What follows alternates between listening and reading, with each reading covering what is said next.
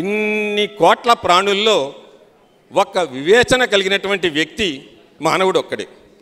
అతను కూడా వివేచన లేకుండా, ఆలోచన లేకుండా, పద్ధతి లేకుండా ప్రవర్తిస్తే మరి ఏ భగవంతుడు రక్షించాలి అనే ఆలోచన చేత ఈ కార్యక్రమాన్ని ఏర్పాటు చేయడం జరిగింది.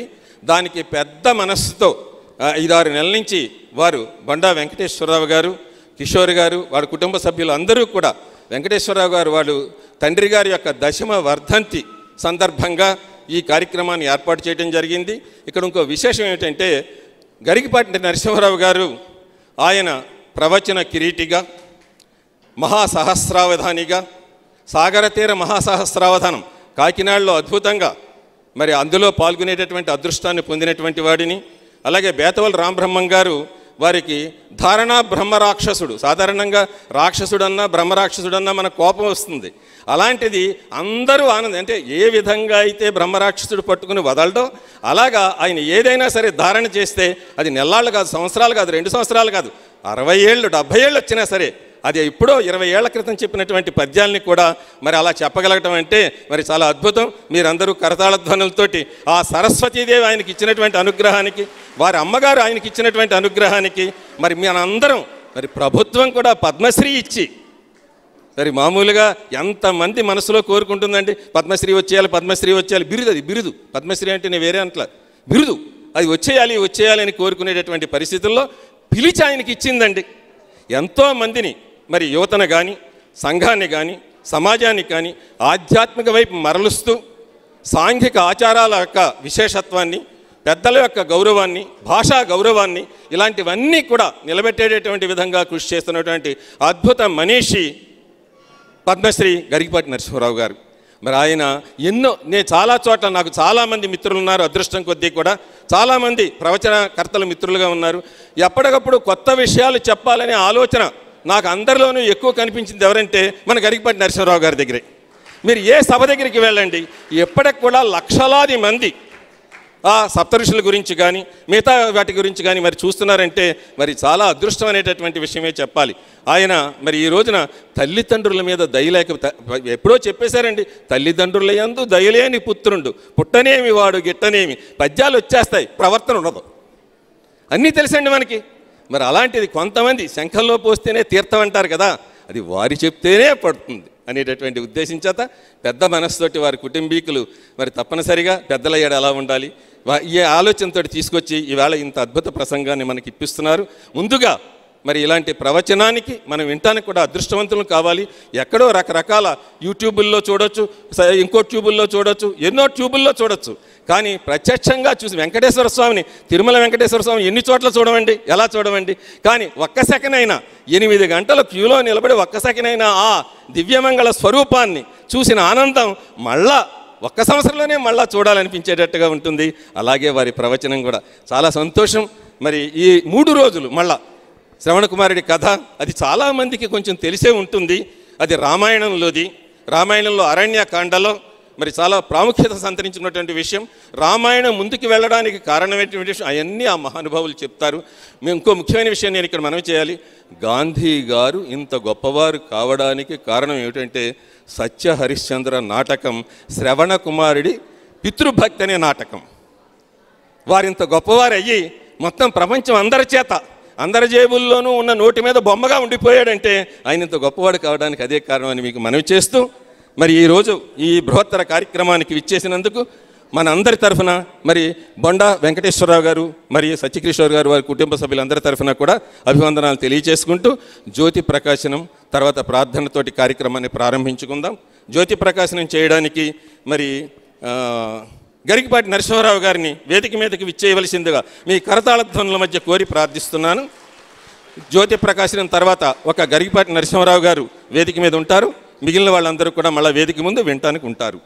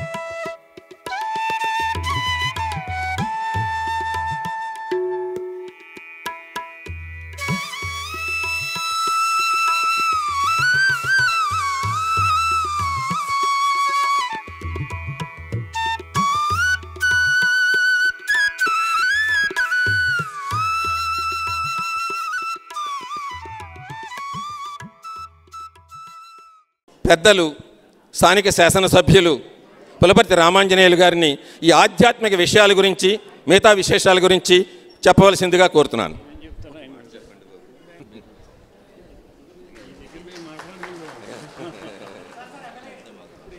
ఇలాంటి నిలబడండి మీరు ఫోటో తీసుకుంటారు.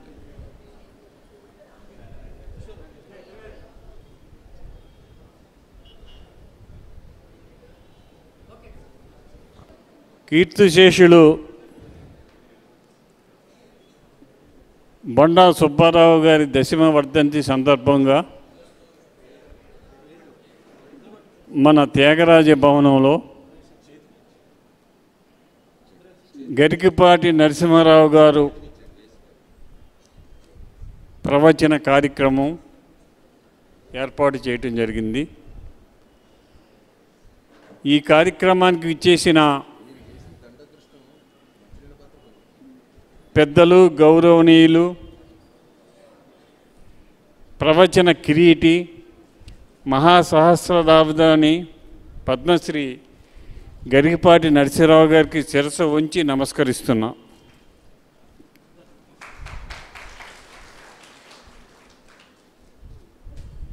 మన భీమవరం పట్టణం ఆధ్యాత్మిక నిలయం. ప్రతి సంవత్సరం, ప్రతిరోజు ఏదో ఆధ్యాత్మిక కార్యక్రమం జరిగే పట్టణం మన భీమవరం పట్టణం. ఎంతోమంది ప్రముఖులను తీసుకువచ్చి వారితోటి ప్రవచనం చేయించి మన భీమవరం వాసులు సుఖ సంతోషాలతో ఉంటున్నారు. భీమవరం పట్టణం అంటే నరసింహారావు గారు ఒక ఆధ్యాత్మిక నిలయం, పండితులను గౌరవించే స్థలం ఇది. అటువంటి స్థలంలో తమరు చాలాసార్లు ఇక్కడికి వచ్చారు. మీ ప్రవచనం పామరులకు కూడా అర్థమయ్యే విధంగా, పామరులు కూడా శభాష్ అనిపించుకునే విధంగా మీరు ప్రవచనం చేయటం భగవంతుడు మీకు ఇచ్చిన వరం. అది ఆ వరంతో మమ్మల్ని అందరినీ మీ ప్రవచనంతో ముగ్ధులను చేసి, ముగ్ధులను చేయటమే కాకుండా మమ్మల్ని సన్మార్గంలో నడిపించడానికి బాట వేస్తున్నారు. మీలాంటి మహనీయులు ఈ రాష్ట్రానికి, ఈ దేశానికి ఉండాలి. ఈ దేశం బాగుండాలి, ఈ రాష్ట్రం బాగుండాలి, మనమంతా సుఖంగా ఉండాలంటే ఆధ్యాత్మిక చింతన పెంపొందించుకోవాలి. దానికి కారకులైన నరసింహారావు గారు మనకు 3 రోజులు ఈ ప్రవచన కార్యక్రమం చేస్తారు. వారి ప్రవచన కార్యక్రమంలోని దాంట్లో ఆయన మాట్లాడిన దాంట్లో నిజాలు తెలుసుకొని మనమందరం కూడా సత్మార్గంలో నడవటానికి, మంచి మార్గంలో నడవటానికి మనం ప్రయత్నం చేద్దాం. మనమందరం కూడా దయ, ప్రేమ, కరుణ కలిగి పేదవారిని ఆదరిస్తూ, పేదవారిని గౌరవిస్తూ, ఆపదలో ఉన్న వారిని రక్షిస్తూ మనమందరం కూడా ముందుకు సాగుదాం. నేను శాసనసభ్యుడిగా వచ్చిన తర్వాత భీమవరం నియోజకవర్గం అన్ని రంగాల్లో అభివృద్ధి చెందాలని ఆలోచనలో ఉన్నాను. ఆ ఆలోచనకి మీరందరూ కూడా సహకరించండి. మన భీమవరం పట్టణాన్ని మంచి పట్టణంగా, ఒక ఆధ్యాత్మిక పట్టణంగా, ఒక ప్రశాంతమైన పట్టణంగా, ఒక పచ్చని పట్టణంగా, ఒక పరిశుభ్రమైన పట్టణంగా తయారు చేద్దాం. దానికోసం మీరందరూ కూడా సహకరించాలని, ఇటువంటి మహానుభావులు చెప్పే ఉపన్యాసాలు విని దానిలో మంచి గ్రహించి మనం 10 మందికి అందించి ఆ మంచిని సమాజంలో మనమందరం మంచిగా ఉండాలని, గౌరవంగా ఉండాలని, ఆదరణతో ఉండాలని కోరుకుంటూ, మరి ఈరోజు ఆ మహానుభావులు చక్కని ప్రవచనం చేస్తారు. దాన్ని ఆస్వాదించి మనమందరం పునీతులు అవ్వాలని చెప్పి కోరుకుంటూ సెలవు తీసుకుంటున్నాం. చాలా సంతోషం అండి. శ్రవణ కుమారుడి కథ, దాన్ని 3 రోజులు చెప్పేటటువంటి విషయం మనం అందరం ఎంత భావనతో, పెద్దవాళ్ళ మీద, తల్లిదండ్రుల మీద భావనతోటి పెరిగేటటువంటి విషయాన్ని పొందేటటువంటి అవకాశం. అంధులైన తల్లిదండ్రుల్ని కావిడిలో వేసుకుని తీర్థయాత్రలు చేయించడానికి ఆ చిరంజీవి చేసే ప్రయత్నాన్ని, తర్వాత శాప కారణాన్ని, ఇవన్నీ కూడా దశరథుడి విషయాన్ని చక్కగా వివరించుతారు. అవన్నీ కూడా 3 రోజులు కూడా ఆశాంతం విని తర్వాత తరాలకు ఆదర్శంగా ఉండమని కోరుకుంటూ తర్వాత ప్రార్థనతోటి కార్యక్రమాన్ని ప్రారంభించుకుందాం. బొండా లక్ష్మీరమణ గారు, కురిశెట్టి లక్ష్మి గారిని వేదిక మీదకి విచ్చేసి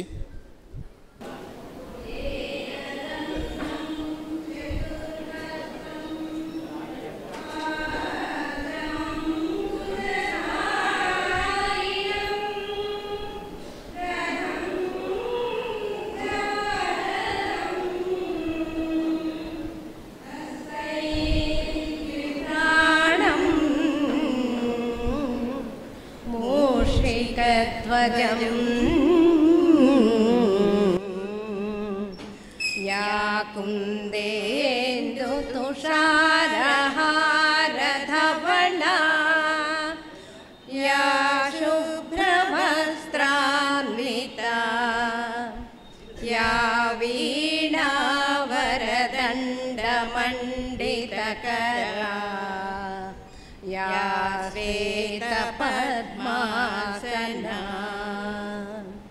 या ब्रह्माच्युत शङ्करा प्रभृतिभिः देवैः सदा पूजिता सा मां पातु सरस्वती भगवती निःशेषजाड्यापहा.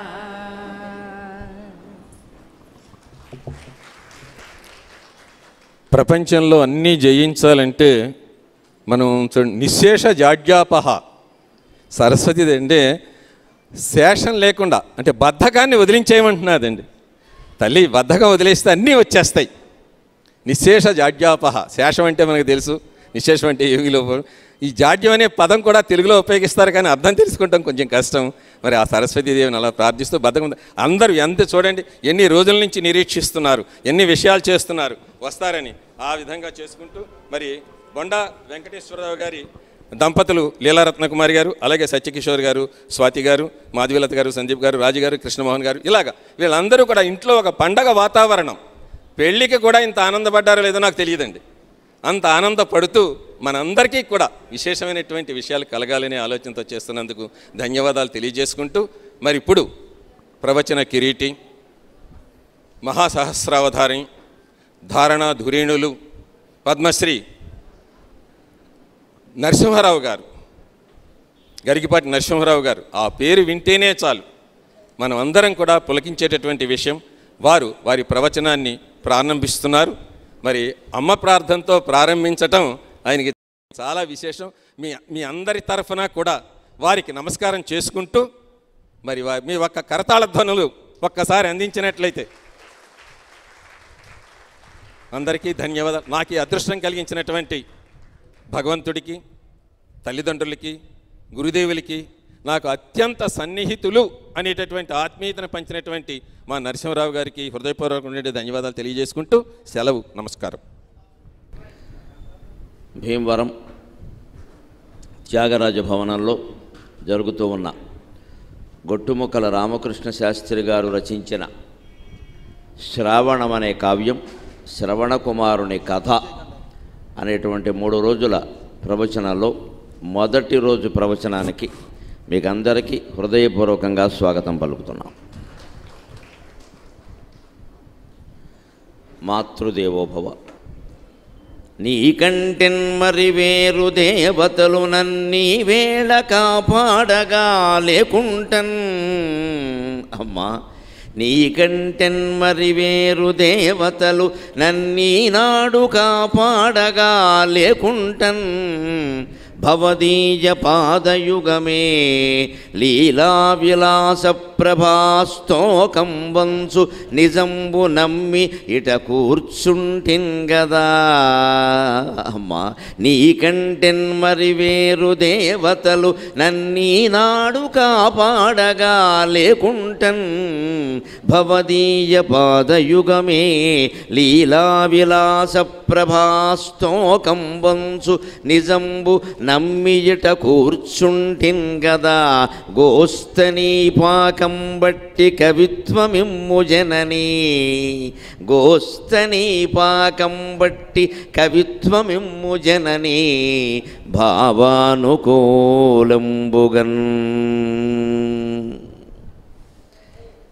కవిత్వంలో 3 రకాల పాకాలు ఉంటాయి. పాకం అంటే వంట, వంట అర్థమైతే కవిత్వం అర్థమవుతుంది. అందుకే కవిత్వం స్త్రీ స్వరూపం కానీ పురుష స్వరూపం కాదు అన్నారు. కవి స్త్రీలాగా ఆలోచిస్తాడు, పురుషుడులా కాదు. అన్ని రకాల ప్రేమ, అన్ని రకాల బాధ్యతతో ఒక స్త్రీ ఎలాగైతే కుటుంబం మొత్తం బాగుండాలని ఆలోచిస్తుందో అలా కవి లోకం మొత్తం బాగుండాలని ఆలోచిస్తాడు. అంచేత వంట అర్థమైతే కవిత్వం అర్థమవుతుంది. కవిత్వంలో 3 పాకాలు ఉంటాయి. 1 ద్రాక్షాపాకం, 2 కదళీపాకం, 3 నారికేళ పాకం. మనం తినే పళ్ళల్లో ఈ 3 ఉన్నాయి. ద్రాక్షాపాకం అంటే చాలా సులభంగా హాయిగా పద్యం చదవగానే అర్థమవుతుంది. సుమారుగా ఒక 60-70% అర్థమైపోతుంది. ఇంకేమైనా విశేషాలు ఉంటే వ్యాఖ్యానం చేసేవాళ్ళు చెప్పాలి, లేకపోతే అక్కర్లేదు. మన జంజాల పాపయ్య శాస్త్రి గారి పద్యాలు, జాషువా గారి పద్యాలు, ఇవాళ మనం చెప్పుకునే గొట్టుముక్కల రామకృష్ణ శాస్త్రి గారి పద్యాలు ద్రాక్షాపాకంలో ఉంటాయి.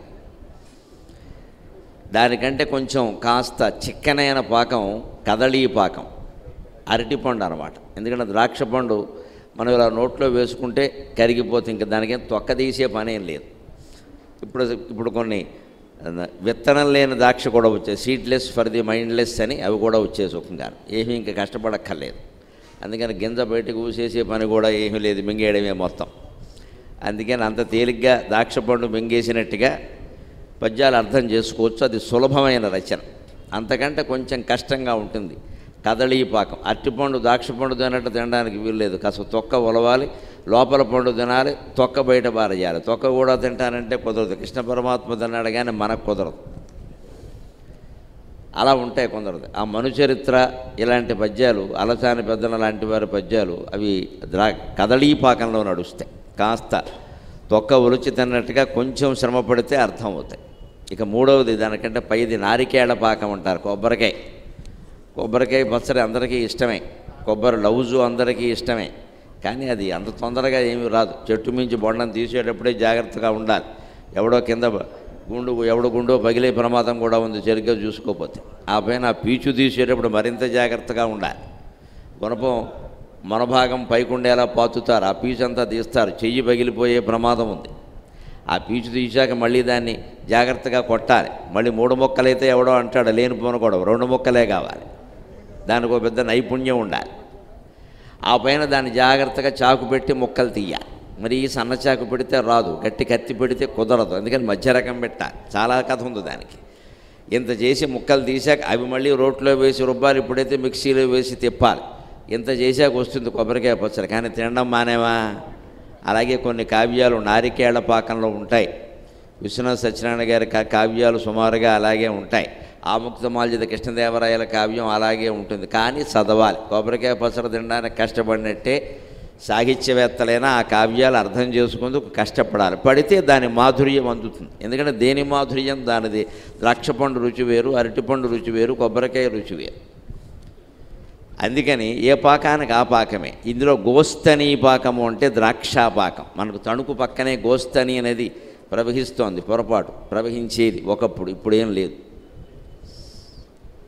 అందుకని గోస్తని నది అంటారు. ఆ గోస్తని పాకం అంటే ద్రాక్షాపాకంలాగా ఉండేటువంటి సులభమైనటువంటి పద్యాల్లో మనం కార్యకర్తలు కోరినట్టుగానే తల్లిదండ్రుల యొక్క వైశిష్ట్యం, కుమారులు కుమార్తెల యొక్క బాధ్యత గురించి మనం ఒక కథారూపంలో చెప్పుకుంటాం.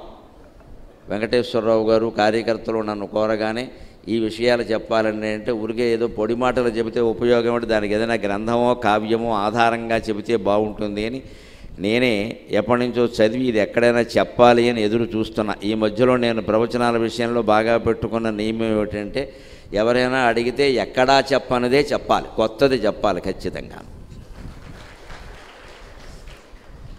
దాన్ని మళ్ళీ సాధ్యమైనంత వరకు ఇంకెక్కడా చెప్పొద్దు. ఇంకోళ్ళు అడిగితే మరొకటి చెప్పాలి. ఎందుకంటే ఎన్నో సంస్కృత కావ్యాలు, ఎన్నో తెలుగు కావ్యాలు, ఎన్నో పౌరాణిక విషయాలు జనంలోకి వెళ్ళవలసినవి ఉన్నాయి.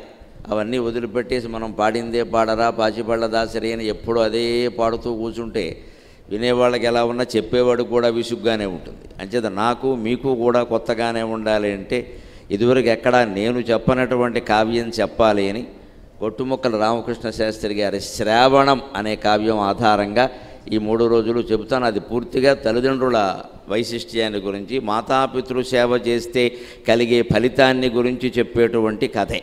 అందుకే దానికి శ్రవణ కుమారుని కథ అని పెట్టమన్నాం. కవిగారు మాత్రం శ్రావణము అని పెట్టాడు. ఎందుకంటే శ్రవణ కుమారుని కథ పేరు, అతని పేరు మీద శ్రావణము అనొచ్చు. పైగా రామాయణంలో ఇతని పేరు కవిగారి కావ్యంలో కూడా శ్రావణుడు అనే ఉంది, శ్రవణుడు అని కాకుండా శ్రావణుడు అని ఉంది. అంచేత శ్రావణము అనేటువంటి కావ్యం ఆధారంగా మనం మాట్లాడుకుందాం. ముఖ్యంగా మనం సంతోషించవలసిన విషయం, ఈ గొట్టుముక్కల రామకృష్ణ శాస్త్రి గారు మన గోదావరి తీర ప్రాంతవాసి. కాకినాడ పక్కనే ఉండేటువంటి నడకుదురు ఈయన స్వగ్రామం. ఆయన చివరి దశలో చాలా కాలం మౌనంగా ఉన్నారు. రమణ మహర్షి అంటే ఆయనకి చాలా ఇష్టం. ఆయన ఇంటికి అరుణాశ్రమం అని పేరు పెట్టుకున్నారు. ఆయన ఎంత మహాకావ్యాలు రాశాడో, ఎంత విద్వాంసుడు అయ్యాడో అంత ఇదిలోనూ ఆయన చివరిలో మౌనంగా ఉండిపోయారు. అరుణాశ్రమం అని పెట్టుకున్నారు. ఆయన కుంతి మీద ఈ తెలుగు సాహిత్యంలో ఎవరూ రాయనటువంటి అద్భుతమైన కావ్యాన్ని కుంతి మీద రచించారు ఆయన. ఆ కుంతి కావ్యం ఆధారంగా ఈ 2024 జనవరిలో అనపర్తిలో నేను కుంతి కావ్యం ఆధారంగా వారి పద్యాలు వినిపించి కుంతీదేవి యొక్క చరిత్రలో కొత్త విశేషాలు, ఆవిడ ఔన్నత్యం, ఆవిడ విశిష్టత అన్నీ తెలియజేసే ప్రయత్నం చేశా. ఈవేళ శ్రవణ కుమారుడు బతికింది చాలా తక్కువ కాలం. నిజానికి 16-17 ఏళ్ళు కూడా వయస్సు ఉండదు. అభిమన్యుడు యుద్ధరంగంలో మరణిస్తే ఈయన తల్లిదండ్రుల సేవలో మరణించాడు, అంతకంటే ఏం లేదు. కానీ చరిత్రలో మిగిలిపోయాడు. గాంధీ గారిని సైతం ఆకట్టుకున్నటువంటి కథ మీ వ్యక్తిత్వంలో సేవకి సత్యానికి ఎందుకింత ప్రాధాన్యం ఇస్తున్నారు అంటే, సేవ విషయంలో నాకు శ్రవణ కుమారుడు, సత్యం విషయంలో హరిశ్చంద్రుడు ఇద్దరూ ఆదర్శమూర్తులు అని మహాత్మా గాంధీ గారు పేర్కొన్నాడు. రామాయణంలో ఉండేటువంటి ఈ కథ దశరథుడు ఒక సందర్భంలో కౌసల్యకి చెప్పినటువంటి ఈ కథ ఆయన జీవితంలో వెనక ఎప్పుడో జరిగిందాన్ని మళ్ళీ గుర్తు చేసుకుని చెప్పినటువంటి ఈ కథ గుజరాత్లో నాటకాల రూపంలో ప్రదర్శించబడింది. మన దగ్గర కురుక్షేత్రం, కృష్ణార్జున యుద్ధం లాంటి నాటకాలు ప్రదర్శిస్తే ఎలాగైతే జనం విపరీతంగా వచ్చి చూస్తారో అలా గుజరాత్లో శ్రవణ కుమారుని కథ నాటకాన్ని అలా చూసేవారు. గాంధీ గారు కూడా ఆ చూసినటువంటి బాలకుల్లో ఒకడు.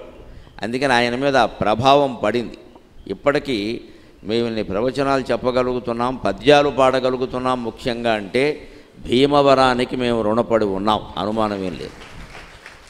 ఎందుకంటే భీమవరం వచ్చినప్పుడల్లా నాకు ఒక మాట గుర్తొస్తుంది. ఇదే భీమవరానికి ఒక సుమారుగా ఒక 30 ఏళ్ల క్రితం, 35 ఏళ్ల క్రితం, 20 ఏళ్ళు ఇంకా 40 ఏళ్ల క్రితం అనుకుందాం, 20 ఏళ్ల వయస్సులో తాడేపల్లిగూడెం దగ్గర బోడపాడ గ్రహారం నుంచి భీమవరం వరకు సైకిల్ తొక్కుకుంటూ వచ్చి రబ్బరు చెప్పులు కాలి కింద పెట్టుకుని కూర్చుని షణ్ముఖాంజనేయరాజు గారివి, ఆచంట వెంకటరత్నం గారి నాటకాలు చూశాం. ఇక్కడ మా ఊళ్ళమ్మ తీర్థాల్లో నాటకాలు ఆడిస్తూ ఉంటే అంత దూరం తాడేపల్లిగూడెం దగ్గర బోడపాడు నుంచి భీమవరం వరకు సైకిల్ మీద వచ్చేవాళ్ళం. వచ్చేటప్పుడు బాగానే వచ్చేవాళ్ళం. ఎవడు తొక్కాడో ఎవడు కూర్చున్నాడో తెలిసేది కాదు. వెళ్ళేటప్పుడు మాత్రం నువ్వు తొక్కంటే నువ్వు తొక్కనే దెబ్బలాడుకునేవాళ్ళం. నిద్ర కదా మరి 3ంటికి. పైగా ఆంజనేయరాజు గారు 3 వరకు వేదిక ఎక్కడు, అదో సమస్య. ఆయన వచ్చే వరకు ఉండాలి, ఆయన అందుకోవాలి, మేము తర్వాతే వెళ్ళాలి. అలాగ మంచి నాటకాలు వేసి తెలుగు సాహిత్యానికి ప్రాచుర్యం కల్పించిన భీమవరానికి యావత్ ఆంధ్రదేశం, ప్రపంచంలో ఉండే 12 కోట్ల మంది తెలుగు వాళ్ళందరూ రుణపడి ఉన్నారు, సందేహమే లేదు. అందుకని భీమవరం వస్తున్నాను అంటే నాకు చాలా ఆనందంగా ఉంటుంది. నేను ఇక్కడి నుంచి ఎదిగాను కదా, ఇక్కడ కళాకారుల వల్ల కదా నేను ఈ పరిజ్ఞానాన్ని పొందింది. అసలు పద్యం పాడే విధానం అనేది ఆ రోజుల్లో నాటకాల్లో ఉండేవాళ్ళు పాడేవారు చాలా ధైర్యంగా.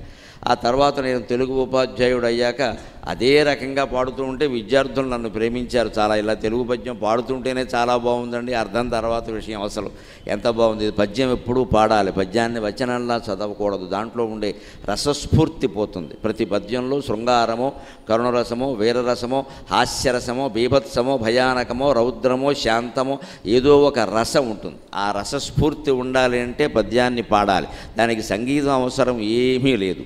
అందులో ఉండేటువంటి రసం మన కంఠంలో ధ్వనించే విధంగా పలికితే చాలు, అద్భుతంగా ఉంటుంది ఆ పద్యం. అటువంటి పద్యాలు పాడడం మళ్ళీ మనం పిల్లలకి అలవాటు చేయాలి. అందులో గొట్టుముక్కల వారి పద్యాలు చాలా సులభంగా హాయిగా ఉంటాయి, పిల్లలకి నేర్పచ్చు. అందులో నీతి సందేశము ఉంటుంది, మంచి గానానికి అనుకూలంగా ఉంటాయి. అటువంటి పద్యకళ మీద మాకు ఆసక్తి కలిగించినటువంటి భీమవరంలో మాట్లాడడం నాకు ఎప్పుడూ ఆనందదాయకంగానే ఉంటుంది. అటువంటి కావ్యంలోకి మనం నేరుగా రంగప్రవేశం చేద్దాం. శ్రావణం కావ్యానికి మూలమైన కథ రామాయణంలోది. వాల్మీకి రామాయణంలో దశరథుడు ప్రాణాలు విడిచిపెట్టవలసినటువంటి సందర్భంలో ఇక నా ప్రాణాలు నన్ను విడిచిపోతాయి, నాకు పుత్ర వియోగం కలిగింది కాబట్టి అని బాధపడేటువంటి సందర్భంలో కౌశల్యకి చెబుతాడు, ఖచ్చితంగా నా ప్రాణాలు పోతాయి, తెల్లారేసరికి నేను ఉండను కౌశల్య. అంటే అదేమిటి స్వామి అలా అంటున్నారు? రాముడు వియోగం మీకెంతో మాకు అంతే కదా, కన్న తల్లిని నేను, అందరికీ అంతే కదా, మీరు ఇంత బెంగ పెట్టేసుకుంటే ఎలాగంటే, లేదు ఇది ఋషి శాపం, ఇది ఒక ఋషి శాపం, ఇది బ్రహ్మజ్ఞాని అయిన వ్యక్తి ఇచ్చినటువంటి శాపం, ఇది అమలు జరిగి తీరుతుంది అన్నాడు. ఆవిడికి తెలియక కౌశల్య అదేమిటండి, ఆ శాపమిచ్చిన ఋషి ఎవరు, అంత బ్రహ్మజ్ఞాని ఎవరు అంటే, ఆ కథ విను, కనీసం నేను ప్రాణాలు పోయే ముందు ఆ కథ చెబితే నాకు ఆనందంగానైనా ఉంటుంది, ఆ ఋషివాక్యం నిజమైంది కదా అని ఆయన కథ చెప్పడం మొదలుపెట్టాడు. దశరథుడు కౌశల్యకి చెబుతున్న కథని గొట్టుముక్కల రామకృష్ణ శాస్త్రి గారు తన పద్యాల్లో మనకు అందిస్తున్నాడు. మధురాపురం అనే ఒక పురం ఉంది, అందులో ఒక వైశ్య దంపతులు ఉన్నారు, చాలా ధర్మాభిలాష కలిగిన వారు. భర్త పేరు విశ్వనాథ దత్తు, భార్య పేరు అన్నపూర్ణ. సరిగ్గా ఆ పేరుకు తగినట్టుగానే ఆయన విశ్వమంతటినీ దత్తత తీసుకున్నట్టే దాన ధర్మాలు చేసేవాడు. ఆవిడ అంతకంటే ఎప్పుడు ఆయన మాట కాదనకుండా వచ్చిన వాళ్ళకి అన్నం వండి పెట్టడమే పని ఆవిడకి. అందుకని ఆవిడ అన్నపూర్ణ, ఈయన విశ్వనాథ దత్తు. వారిద్దరి యొక్క దాంపత్యం ఎలా ఉండేదో చెబుతున్నారు రామకృష్ణ శాస్త్రి గారు. మనం ఈవేళ ఉన్న ఆధునిక సామాజిక వాతావరణానికి ఈ అన్యోన్య దాంపత్యాన్ని గురించిన పద్యాలు చాలా అవసరం. అది నేర్చుకుంటే కొన్ని కుటుంబాలైనా బాగుంటాయి. వాళ్ళిద్దరూ ఎంత అన్యోన్యంగా ఉండేవారు అంటే, అతని అడుగుల గడియసేపైన విడిచెనేని ఆమెకు చైతన్యం ఎగసిపోవు, అతని అడుగుల గడియసేపైన విడిచెనేని ఆమెకు చైతన్యం ఎగసిపోవు, ఆమె కోమల దేహము ఇంత కందనేని, ఆమె కోమల దేహము కింత కందనేని, ఆతని హృదయంబు మ్రానుపడును, ఆతని హృదయంబు మ్రానుపడును. విశ్వనాథ దత్తు అన్నపూర్ణాదేవి ఎలా ఉండేవారు అంటే, అతని అడుగుల గడియసేపైన విడిచెనేని, ఆయన ఇంట్లో అటు ఇటు తిరుగుతూ ఏదో సామాన్లు సర్దుతూ అన్నదానానికి అన్నీ సిద్ధం చేసుకుంటూ అతిథుల్ని పిలుస్తూ హడావుడి చేస్తూ కనబడకుండా ఏదైనా పని మీద ఓ పావు గంట బయటికి వెడితే ఆవిడ కంగారు పడిపోతుంది. ఆయన ఏరి ఇక్కడే ఉండాలిగా, ఊరికే తిరుగుతారు, ఆరోగ్యం గురించి పట్టించుకోరు అని తాపత్రయపడేది. అటువంటి తాపత్రయం భార్యకి భర్త గురించి ఉంటే దేశం అంతా బాగుంటుంది, అనుమానమే. అమ్మయ్య వెళ్ళాడు, గొడవ వదిలింది, కాస్త ఫోన్ మాట్లాడుకోవచ్చు అని కాదు. ఇక్కడ చంపేస్తాడు ఇంట్లో ఉంటే. ఇక్కడ ఈ టాకింగ్ ఉండడం వల్లే విడాకులు ఎక్కువైపోతున్నాయి దేశంలో.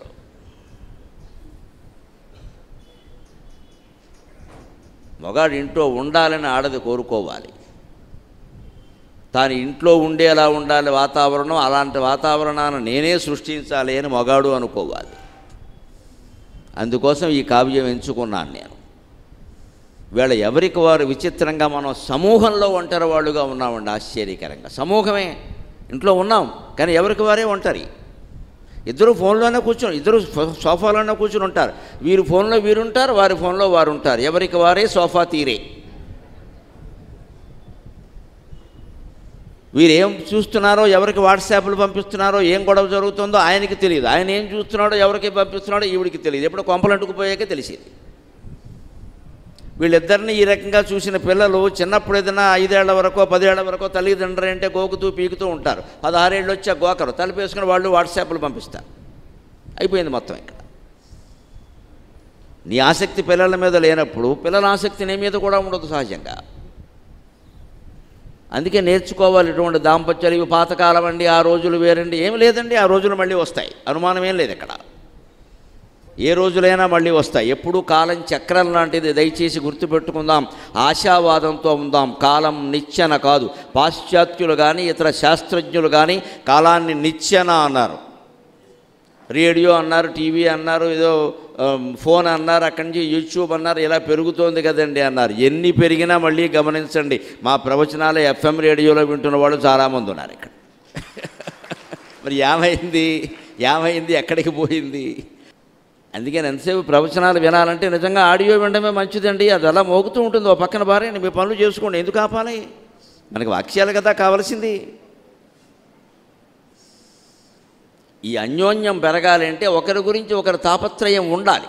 అది ఎలా ఉండేది విశ్వనాథుడు అన్నపూర్ణ గారి మధ్యలో అంటే, అతని అడుగులు గడియసేపైన విడిచెనేని ఆమెకు చైతన్యమెగసిపోవు.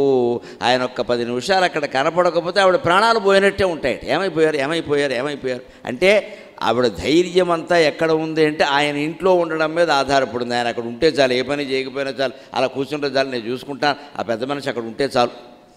ఆ ధైర్యం, అటువంటి ధైర్యాన్ని, రక్షణని భర్త భార్యకి కల్పించగలగాలి. ఇక ఆయన ఎలా ఉండేవాడు? ఆమె కోమల దేహము ఇంత కందెనేని, ఆమె కోమల దేహమొకింత కందెనేని, అతని హృదయం బుమ్రాను పడును. అస్తమాను పనిచేస్తావు, అలసిపోతున్నావు, కాస్త విశ్రాంతి తీసుకోమంటే తీసుకో. ఏమిటో నేను ఈ అతిథుల పేరు మీద నిన్ను కూడా యాతన పెట్టేస్తున్నాను అని పాపం చాలా బాధపడుతూ, దేహం శ్రమపడుతోంది అన్నపూర్ణ, కాసేపు పడుకో అంటూ ఉంటాట.